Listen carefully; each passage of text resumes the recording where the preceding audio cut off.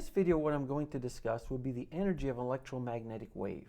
Now, previously what we've seen is that Maxwell unified Gauss's law, he unified Gauss's law of magnetism, he unified Faraday's law with Ampere-Maxwell's law. And so he took all four of those laws and combined them. And what he did and what he saw and what he observed, what he theorized was that the electric field and the magnetic field could be treated as a wave that is going to travel through space. We've shown that the speed of that wave is 2.99 times 10 to the 8th meters per second, or approximately 3 times 10 to the 8th meters per second. Now let's determine the energy of the electric field and the magnetic field, that wave from that. Now to start with, what we're going to do is we're going to look at the energy density. That's terrible of me. All right. 3, 2, 1. In this video, what I'm going to be discussing is the energy of an electromagnetic wave.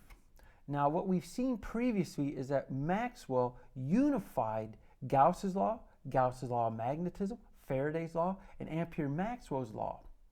And what he observed from this was that the electric field and the magnetic field have travel as a wave through space. And we've seen that the speed of this wave is approximately 3 times 10 to the 8th meters per second, or the speed of light.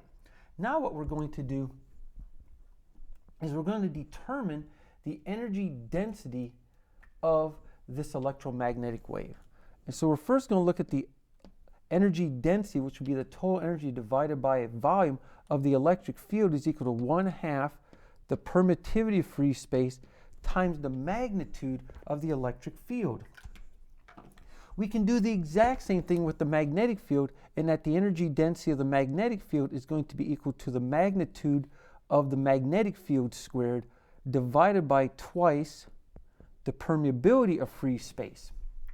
And once again, what we ultimately want to do is we're going to come up with the total energy density, which is going to be equal to the energy density of the electric field plus the energy density of the magnetic field.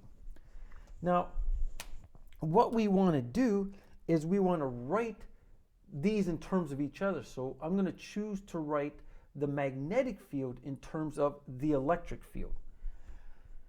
And in order to do that, we have to use a couple of equations we've seen before, where the magnitude of the electric field is equal to the speed of light times the magnitude of the magnetic field.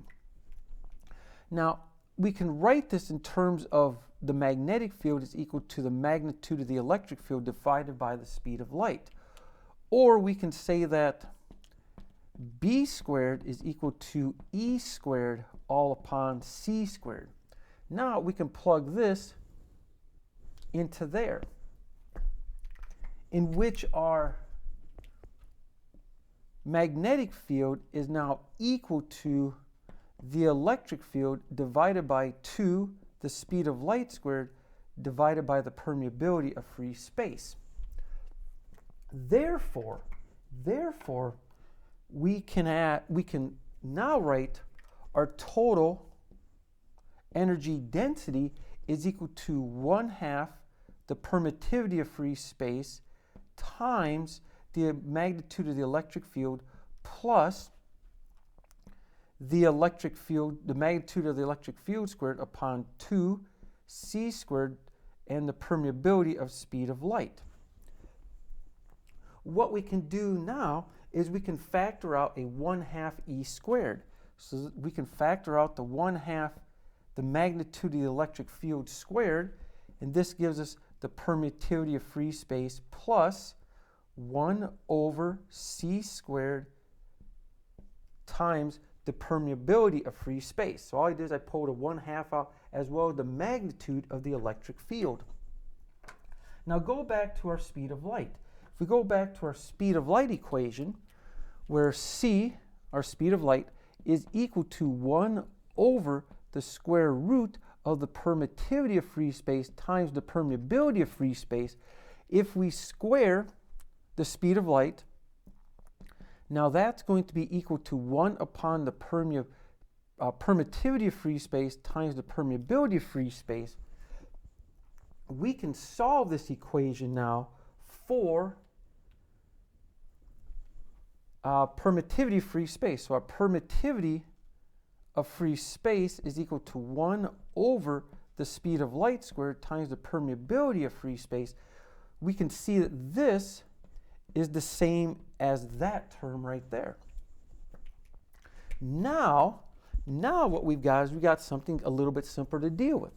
We can now show that the total energy density is equal to 1/2 the magnitude of the electric field squared times, we still have the permittivity of free space, plus we've just shown that 1 over the speed of light squared times the permeability of free space is really equal to the permittivity of free space.